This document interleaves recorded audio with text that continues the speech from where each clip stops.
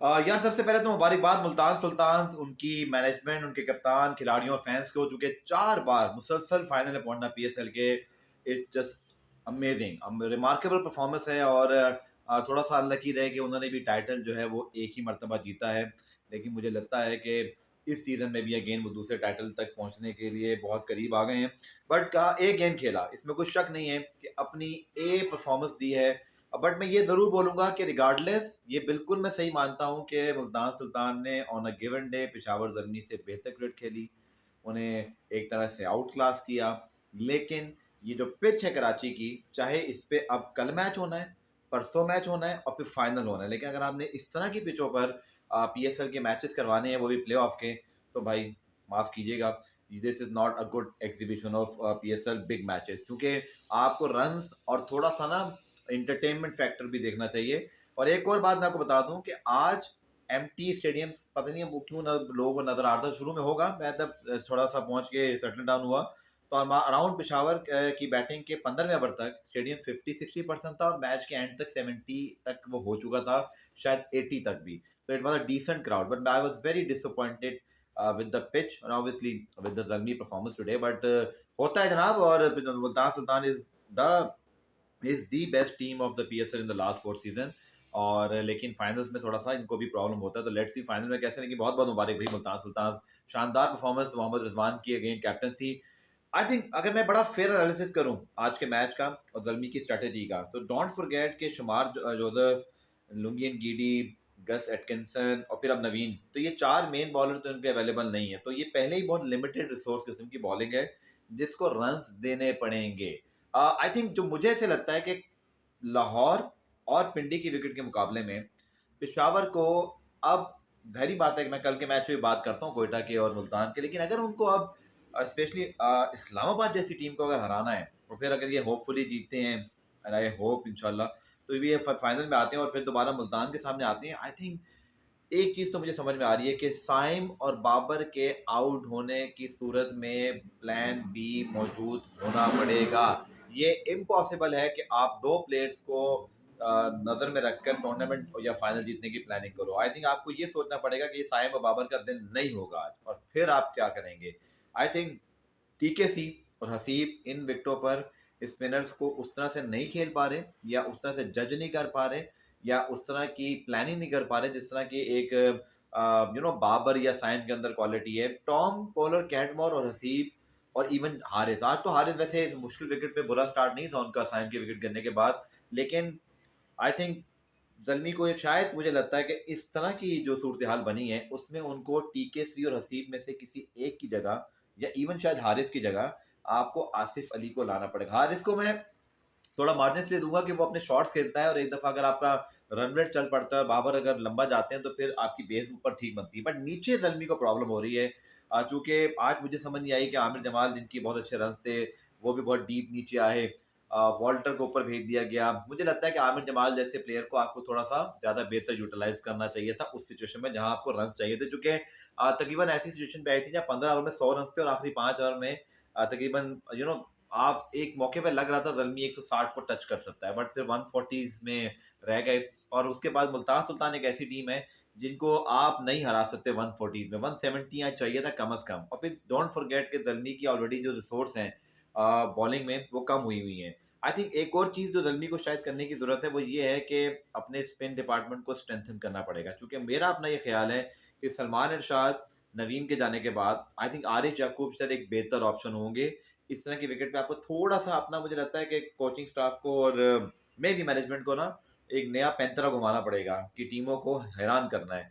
आरिफ याकूब, मेहरान मुमताज की बॉलिंग बहुत अच्छी थी लाहौर, मुल्तान में और इवन कराची कुछ मैचेस में, लेकिन मैंने एक चीज देखी कि जब बैट्समैन को मारने जा रहे थे बड़े मैच, हाई स्कोरिंग मैचेस में, तो वहां ज्यादा स्मार्ट बॉलिंग कर रहे थे। बट जहां बैट्समैन नहीं मार रहे, उनको पता है विकेट मुश्किल है, वहां उनको थोड़ा सा ना वेरिएशन के साथ साथ फील्ड सेटिंग और दबाव बढ़ाकर विकेट लेने वाली प्लानिंग पर आना पड़ेगा।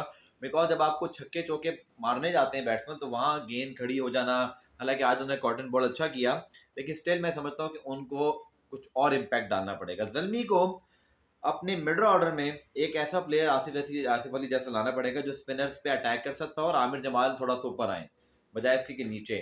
और बॉलिंग में आई थिंक आरिफ याकूब की जगह मुझे लगता है कि बनती है, उनको लाना पड़ेगा। Now talking about Islamabad versus Quetta, definitely यार इस्लामाबाद की टीम बहुत स्ट्रांग है।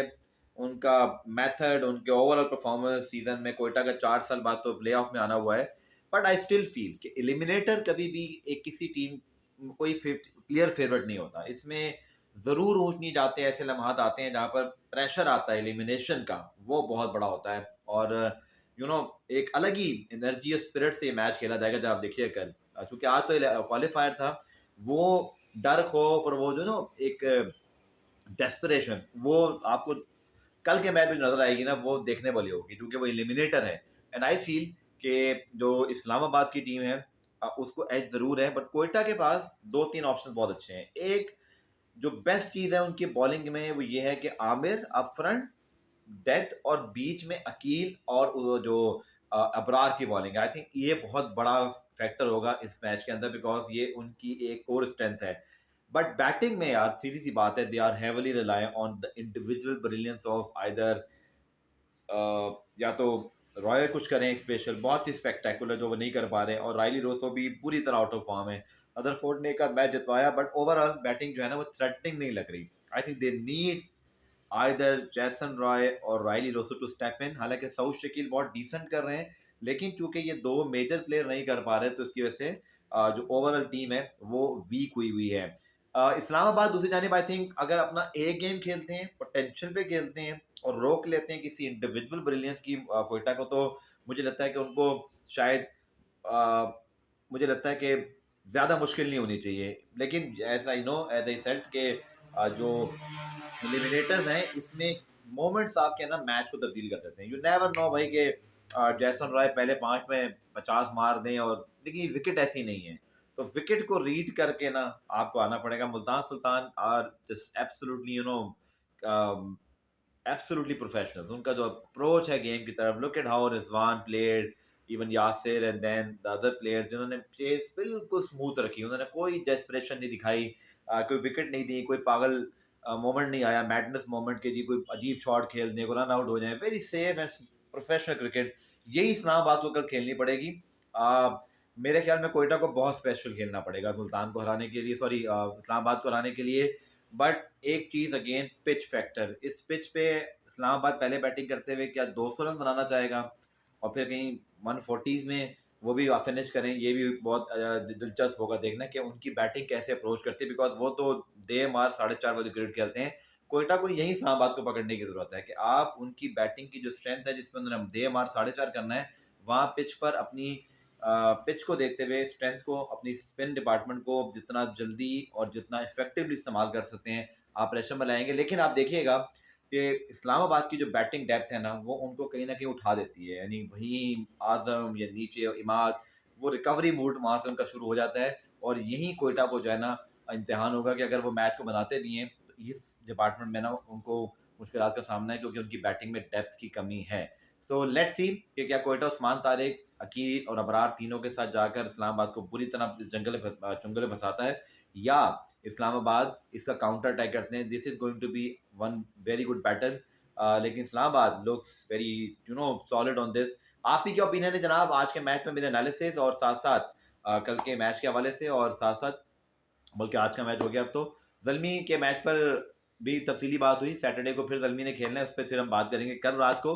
आप मेरे YouTube channel, Facebook, Instagram, Twitter और टिकटॉक को जरूर पेजेस को गफार डाउन न्यूज लिख के सब्सक्राइब कर लीजिएगा, फॉलो कर लीजिएगा, और HBL PS Online को एंजॉय करें HD और एड फ्री टैबमेट पर। और बहुत सारी और क्रिकेट भी वहां पर आ रही है, उसको भी देखें। Thank you.